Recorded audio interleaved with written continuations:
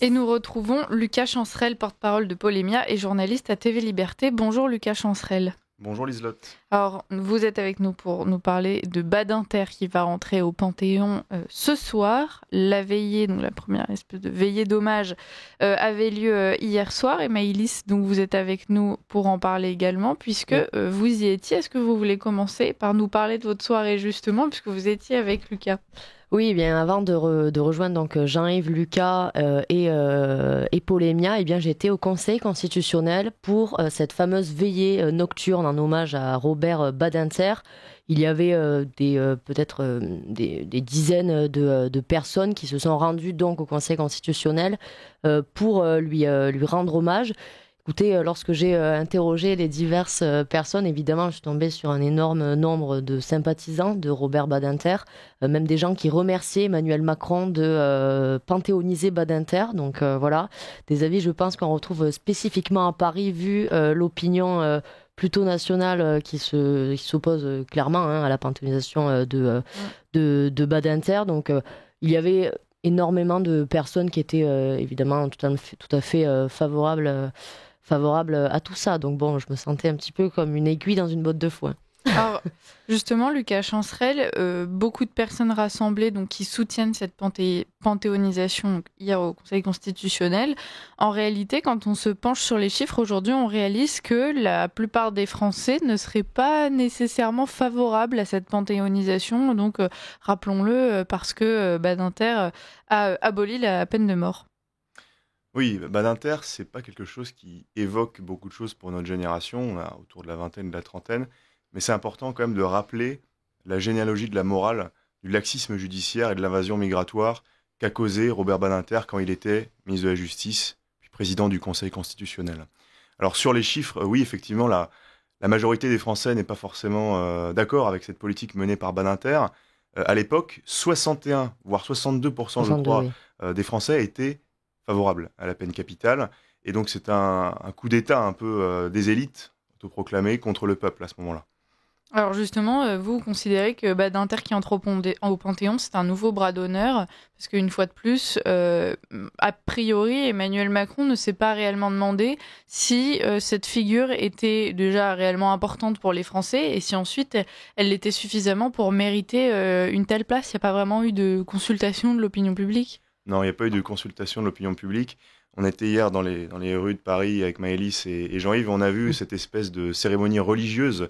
On se croit au Vatican, il y avait de la police partout, il y avait un important dispositif, tout ça avec notre argent public. Et on voit que le Panthéon a été un petit peu dévoyé. C'est plus tellement un hommage aux grands hommes et femmes qui ont fait la France, mais plutôt un hommage aux personnalités de gauche. Voilà, c'est un lieu qui est devenu politique. Et le Panthéon, malheureusement, aujourd'hui, est utilisé à des fins de récupération. Emmanuel Macron essaye là de faire une diversion pour l'échec de son bientôt deuxième quinquennat. Alors, une diversion qui, pour le moment, a tendance à assez peu fonctionner, vu le remue-ménage côté politique. Justement, sur cette utilisation politique du Panthéon, on voit la façon dont les personnes panthéonisées, à chaque fois, le sont sur des sujets bien précis et qui tiennent à cœur aux personnalités de gauche, ou en tout cas même du centre. Lucas Chancerelle, qu'est-ce que vous pensez de ça ? Est-ce que d'un autre côté, c'est pas normal qu'un chef de l'État fasse en sorte de panthéoniser les personnes avec qui il est en accord ? On imagine mal que demain, Jean-Yves Le Gallou, au pouvoir, panthéonise les gens avec qui il n'était pas d'accord. Oui, bien sûr, on peut trouver ça normal. Le problème, c'est que c'est toujours dans un seul sens. La France, elle n'est pas uniquement de gauche. Aujourd'hui, on voit que le système médiatique, le système judiciaire, le système politique très parisien, très mondain, dont est issu Robert Badinter par son parcours personnel, sa famille, se cooptent entre eux. Et je trouve regrettable qu'une grande part des Français ne puissent pas être représentés, eux aussi, au Panthéon.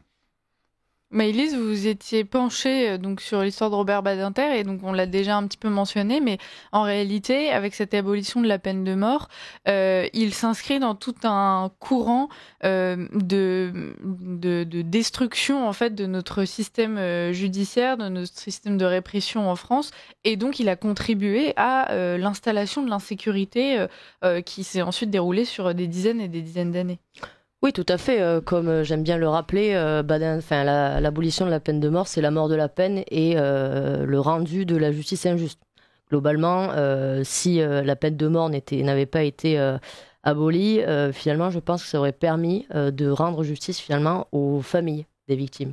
Puisque manifestement, je considère qu'un individu qui meurt tué par un autre individu, je pense que la peine finalement la meilleure entre guillemets pour les proches, c'est que cette personne meurt aussi et donc que la famille finalement s'approprie entre guillemets une certaine forme de justice, puisqu'en réalité dire que forcément quand on compare avec les États-Unis, certains États qui donc ont encore la peine de mort.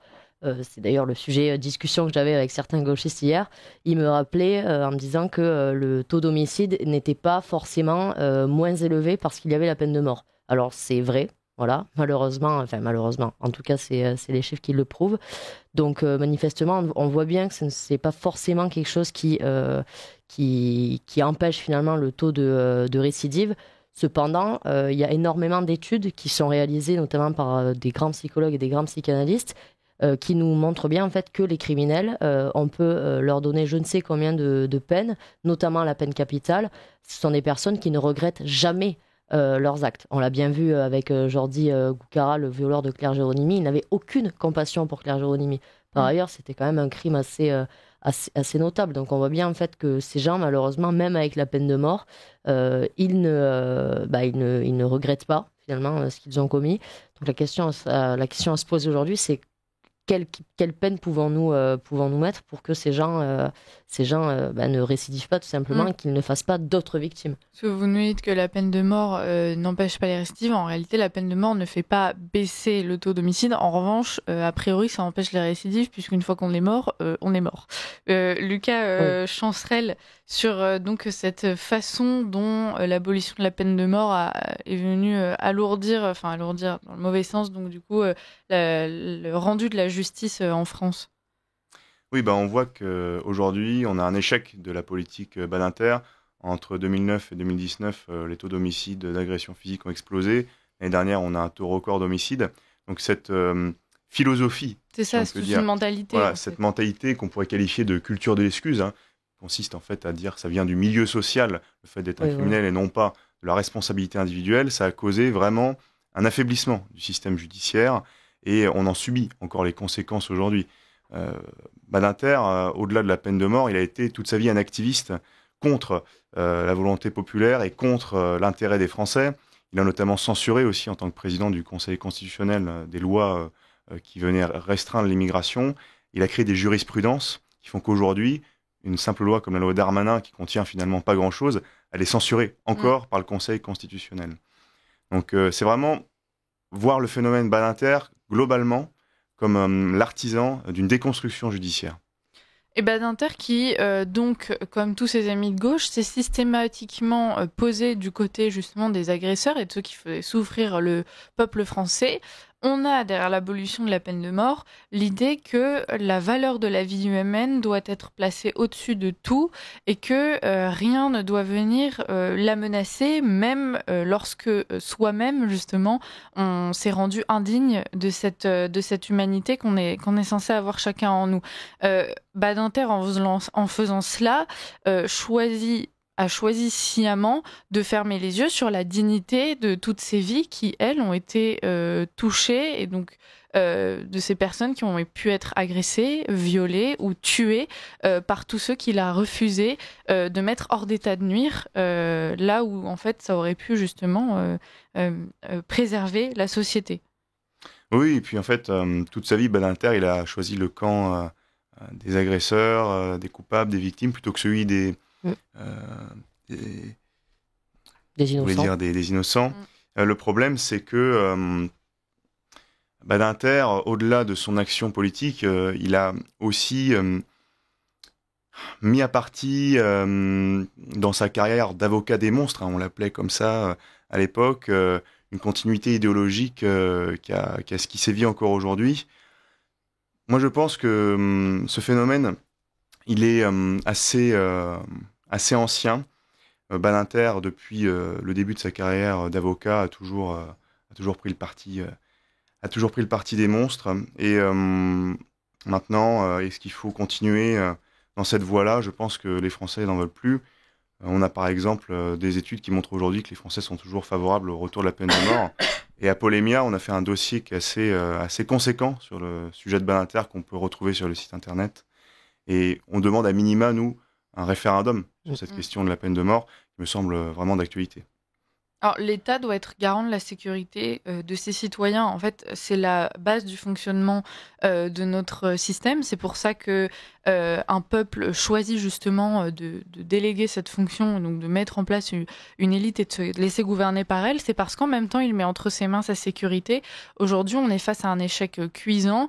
Et ce qu'on explique aux Français, c'est que on va glorifier l'un des acteurs de cet échec. Comment est-ce que les Français doivent se sentir vis-à-vis de cet événement? Est-ce qu'on n'est pas en train d'aggraver en même temps une crise de confiance, alors qui existe déjà, mais à laquelle on va rajouter une pierre?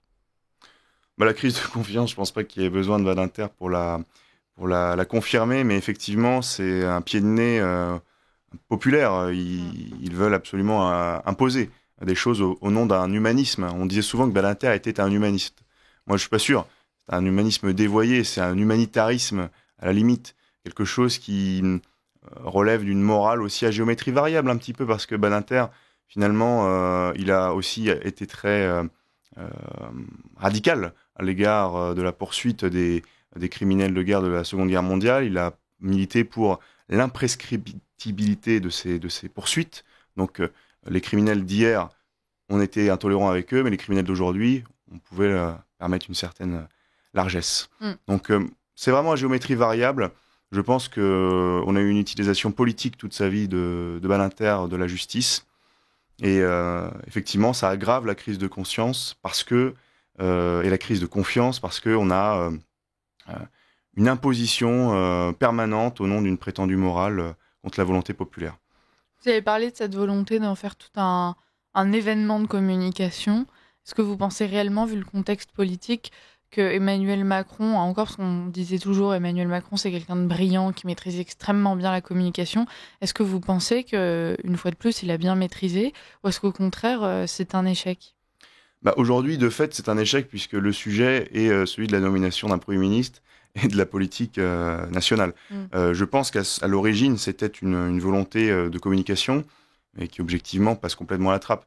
Les gens s'en moquent de la panthéonisation de Robert Badinter. C'est quelque chose qui est propre à un milieu parisien, à des intérêts d'entrisme, on va dire, et de reconnaissance.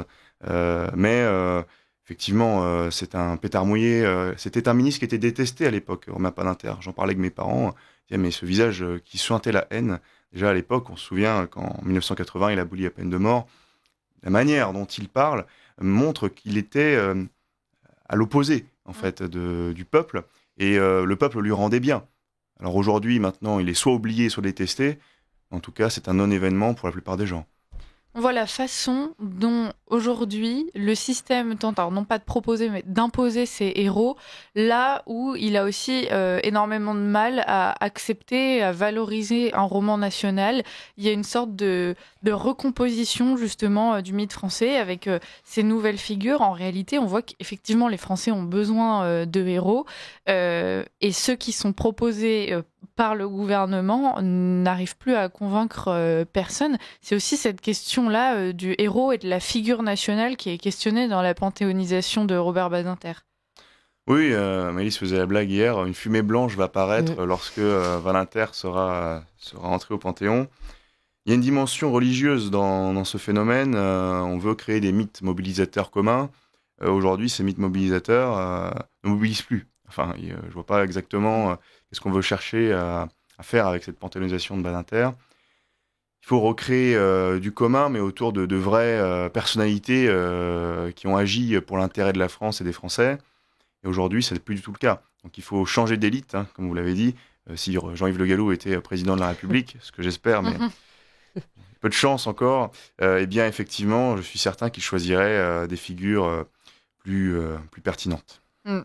Sur cette question du héros français, Maëlys, on comprend bien qu'hier au Conseil constitutionnel, tout le monde était d'avis que c'était un grand homme.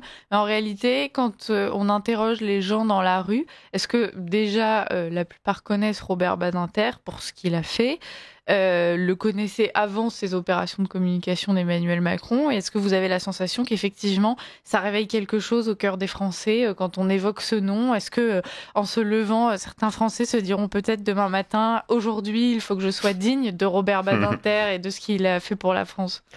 Alors manifestement non, parce que quand j'ai demandé aux gens qui étaient évidemment plus loin, enfin éloignés du Conseil constitutionnel, la majorité des gens étaient complètement indifférents à cette panthéonisation. Certains m'ont dit oui, mais de toute façon au Panthéon, il y a tout type de personnes qui ne sont pas forcément en adéquation avec la volonté du peuple déjà, et surtout pas forcément des personnes extrêmement appréciées. Ça a toujours été finalement les chefs de l'État et les gouvernements qui ont décidé qui allait rentrer au Panthéon. Alors quand même, le Panthéon, c'est une institution grandiose. À la base, en tout cas, c'était la vocation première. Finalement, on voit bien qu'il y a un petit peu tout et n'importe quoi. Enfin, voilà, on va pas énumérer tous les noms. Donc non, manifestement, il y avait quand même une majorité de Français plus loin, donc c'est-à-dire en dehors de l'antre des gauchistes du Conseil constitutionnel, qui étaient pour le coup fermement opposés déjà à la panthéonisation, mais surtout qui étaient extrêmement, qui voyaient la déconnexion en fait de l'État et cette volonté première qui était quand même de faire reconnaître les grands hommes de la patrie.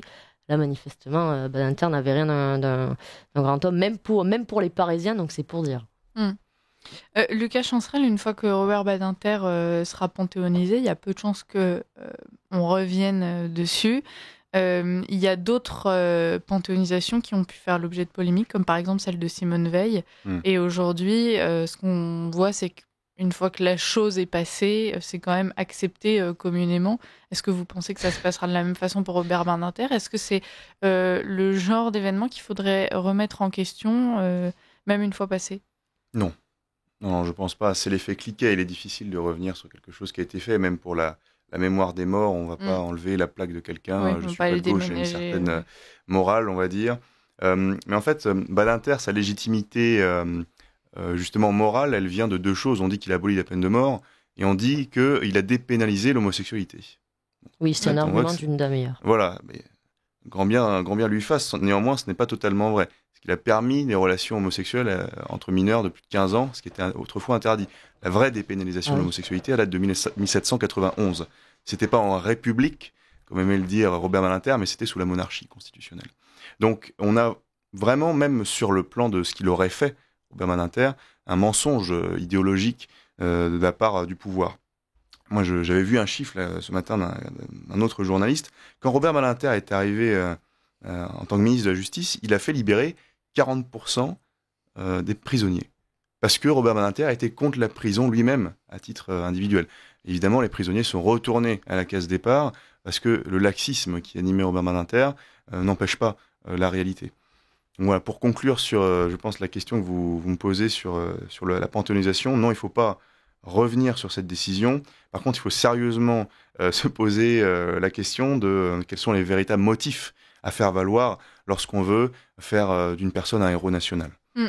Parce qu'en réalité, aujourd'hui, est-ce qu'il y a véritablement un cahier des charges ou est-ce que c'est simplement à la discrétion des chefs d'État qui s'enchaînent de dire, bah voilà, un tel me plaît et puis ça passerait bien dans mon plan de com, donc allons-y et puis on va trafiquer un CV comme on a tous pu le faire, je pense, chers auditeurs.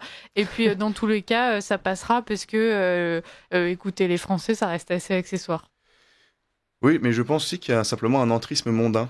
Un petit milieu parisien qui se donne des signes de reconnaissance et qui joue avec les symboles de la République comme on pourrait jouer avec des cadeaux qu'on se fait entre nous. Ouais.